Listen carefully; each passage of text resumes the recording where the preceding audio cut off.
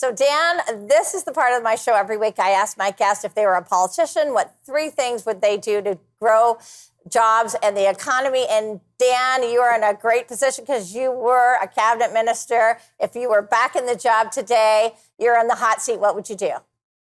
Build pipelines, period. Pipelines. Look, this country needs to get its resources to market. And anybody standing in the way of that should either have their day in court, but after it's over, stand aside, or have the military or security forces remove them. We cannot tolerate a country having its bounty tied up by a handful of fanatics who believe that the world is coming to an end in 10 years. And by the way, I go back to 1978 in the Liberal Party.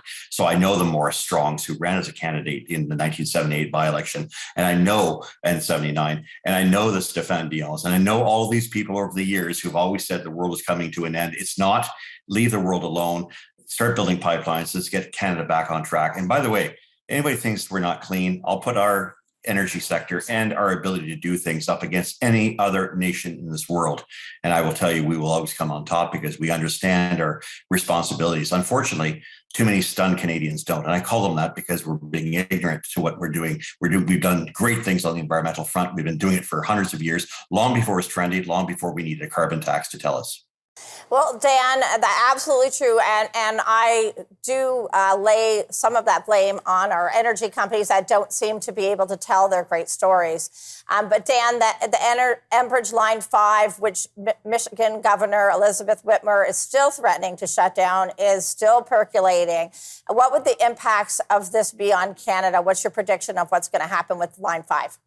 Well, it would shut down, of course, Ontario and Quebec's economy. You'd have no propane. You'd have 50-60% of all your energy needs circumvented.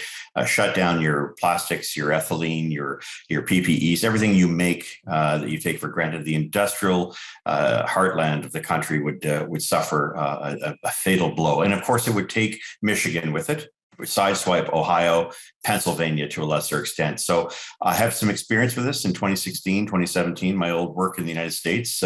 Many of the emergency prepared managers for various states, those ones around Ontario, were appalled at the fact that Canada had no response to the threat by Dana Nissel, who, of course, is the Attorney General, and later on Gretchen Whitmer, who were serious about closing that pipeline down. I think the simple answer is not just a tit for tat.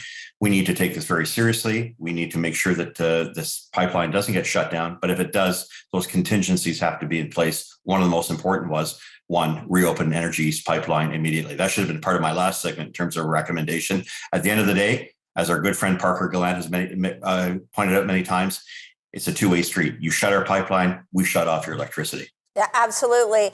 Dan, I can't let you go without asking about the latest scandal to rock Justin Trudeau's government and the RCMP seeming to collude to use the Nova Scotia gun tragedy to push the government's gun agenda. Will this scandal be the tipping point? What's your prediction?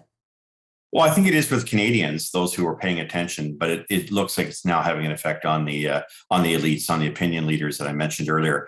I think finally, when you're starting to see people like Chantal Hébert and Campbell Clark and others of the Globe and Mail starting to scratch their head and wonder what's going on, you know that the days are numbered for Justin Trudeau. He's going to fight back because he has a caucus that he handpicked, so they wouldn't fight him. They won't say anything. They're all muzzled. They're all good, followers. But at the end of all this, I think the writing is going to become very quickly on the wall. Maybe Jagmeet Singh can buy a spine and realize that there's an opportunity for him there. Jack Layton did it many years ago.